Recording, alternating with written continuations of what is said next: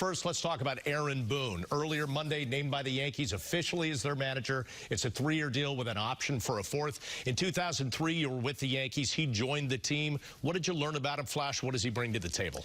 Well, I think, first of all, Bob, when he got traded to the Yankees in '03, I had played against Aaron a little bit, but I didn't really have a relationship with Aaron Boone. He walked into that clubhouse, came right over to me, and it was like we had known each other for years. And I think that's what the Yankees are going to get. I think that's his greatest strength, is going to be a communicator, somebody who can connect with the players, somebody who's going to be able to deal with the front office and kind of be that mediator to make everybody feel like they're on the same page. When you were a teammate of Aaron Boone, you felt like you were on the same page. I covered Aaron Boone as a player. John was there in that clubhouse too.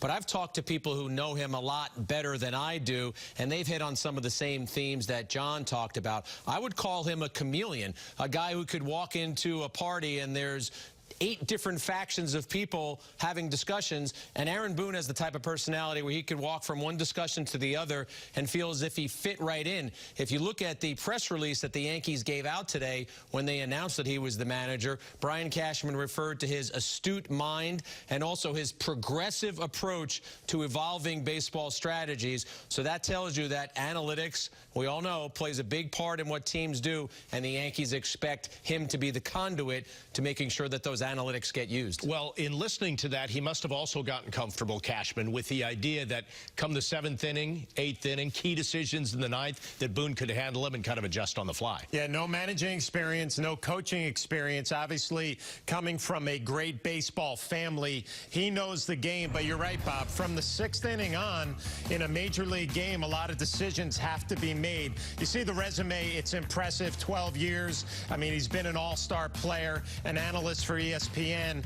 But once you get in a major league game, from the 6th inning on, there's going to be matchups that he's going to need to get his pitching staff into. There's going to be situations to pinch run, pinch hit, things like that, that are probably going to happen really quickly for Aaron Boone. So I think we know that the baseball pedigree is there. Can he make decisions on the fly during the heat of a game? A bench coach is going to be vital to Aaron Boone. I think you have to have a veteran bench coach who's going to help him. We know that Larry Rothschild makes a lot of the pitching decisions already, and I think Aaron Boone is the type of player who is going to be able to do this because he has that baseball pedigree. We look right there with the active managers who don't have coaching experience. We can even extend this. 17 of the current 30 major league managers are in their first managing job. So it just shows you the way that baseball is going. They want a manager who's a piece to the puzzle. The days of Sparky Anderson, Tony La Russa, that guy who rules with an iron fist, that doesn't really exist in baseball anymore.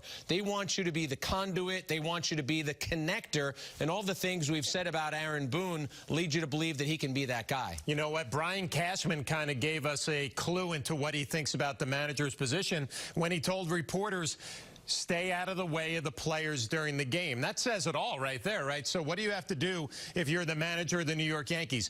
Deal with the media. Aaron Boone is not going to have any problem doing that. And the communication skills that we talked about, being able to relate to everybody in that clubhouse, everybody on the support staff, everybody on the coaching staff, and, of course, the front office. You know, to your point, too, about being prepared, having a game plan, kind of blowing him away a little bit in that aspect about his astuteness of the game. And I'm not overstating or overselling the impact of being in television and having worked since 2010, but you have to do game prep, right? And he was supposed to be very good at that. You know every team. It's not just a couple teams that he's focused on. You wonder how much of that and then his prep as a player for games kind of factored into all of that. I think it definitely helps, Bob. I don't think we can undersell that. This is a guy who had to go into every game that he was going to broadcast and be prepared for what those teams might do. But now you focus in as a manager, you focus on 2 teams. You focus on your team and the opponent.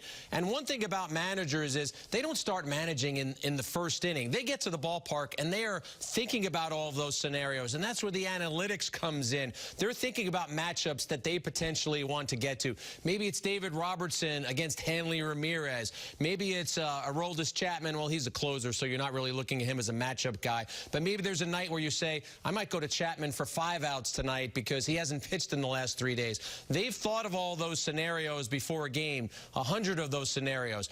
Will there be scenario 101 and 102 that they haven't thought about? Yes, and that's where Aaron Boone is going to prove his mettle as a manager and prove whether or not he can be good at stepping forward and making those decisions. And listen, guys are given reams of data now. We know that, things to analyze. Even when you were catching, Flash, you got a ton of information. You had to process it. I would imagine over the course of time, you sort of learned to whittle down like, okay, this is the stuff I really want to key on. This stuff, not so much. Yeah, and I guess the thing that Aaron's going to have to do is figure out every player on his club and how much information or how little information they can deal with to be successful. And I remember last week we were on the show, I was talking about Carlos Beltran and that swagger that he has when he walks out on the field.